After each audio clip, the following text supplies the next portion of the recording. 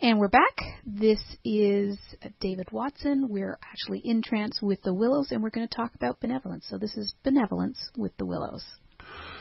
Indeed. Well, benevolence in itself is that of a kindliness, of a thoughtfulness of one for another. But our connection here with benevolence is actually looking at life as a benevolent opportunity for growth. Many people take an attitude towards life in which they feel that life is a struggle. It's difficult to go one step after the other. Those who have Hindu belief refer to life as samsara, the sea of suffering. There seems to be in many beliefs around the world that there has to be a tremendous amount of pain in order for one to progress and to live in life. The interesting part of the pain is the fact that most of it is self-inflicted or inflicted by others who that one would place into a state of authority, so that they become judgmental and, in fact, control the individual and the way that they think. This is the opposite of benevolence. Benevolence, as we say, is that of kindliness, and it is also one of thoughtfulness. It is one of generosity of spirit, and it is one of consideration and philanthropy. It contains all of the above. It contains within itself the sharing of peace, the sharing of love, and the sharing of happiness. But not only sharing it with others, but receiving it back in kind. For when one is benevolent to another, one would think, how is the other person going to react?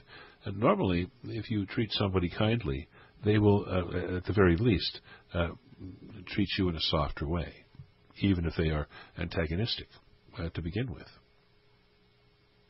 So benevolence is rather a way of disarming an individual's emotional negativity and creating an opportunity to move forward in life with a positive thought pattern.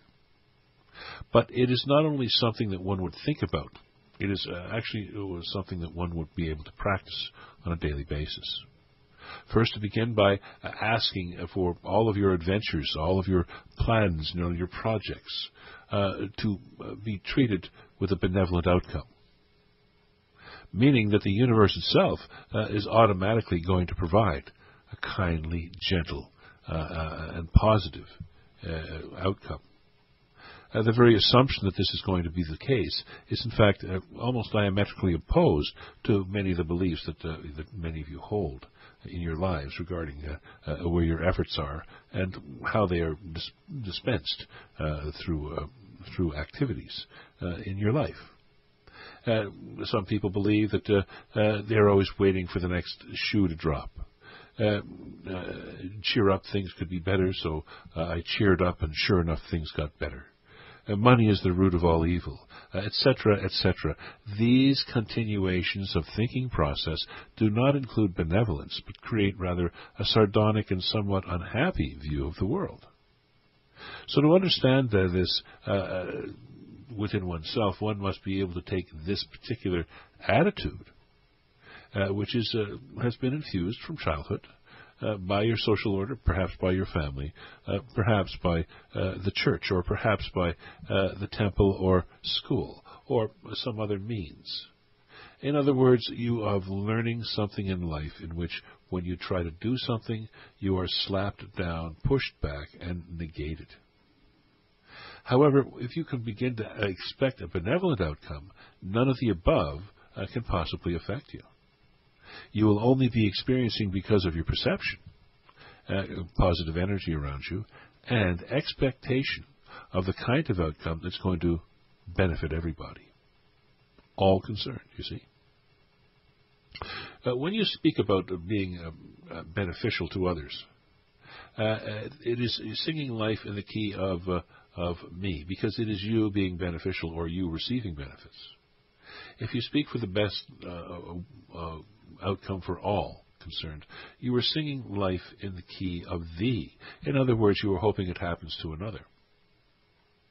But when you sing life in the key of benevolence, you are singing life in the key of we, because benevolence includes everybody, all minds, all consciousness, all individuals, all outcomes, and for the wish of this to occur in the world around you is a very benevolent thought, you see?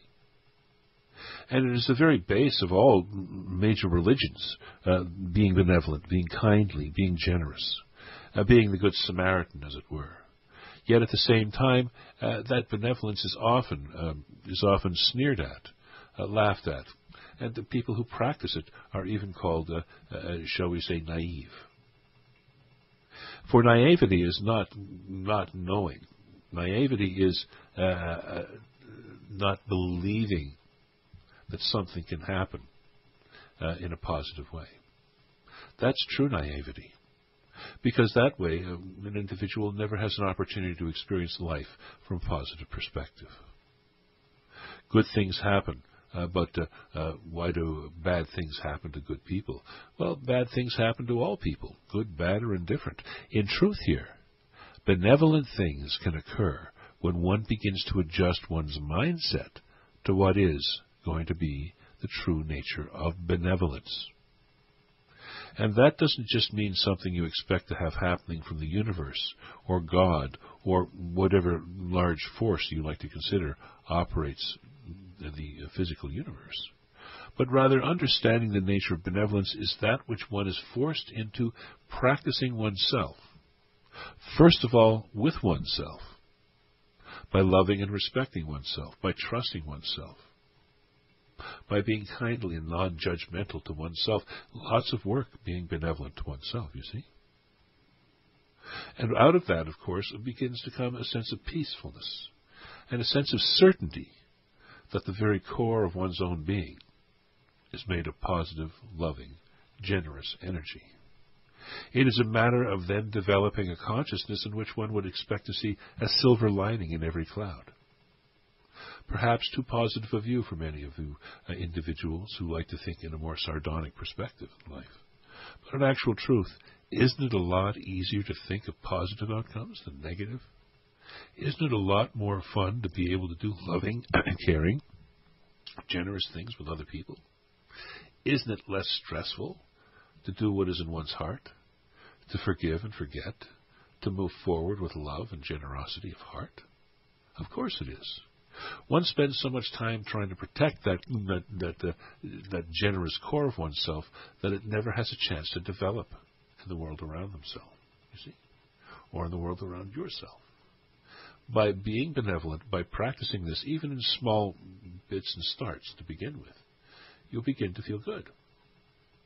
So, to take a workshop in benevolence, to practice these things, to make them come into your life, is a key part of shifting consciousness and becoming a better you. Because after all, when you know better, you do better. And that is what life is all about, is it not?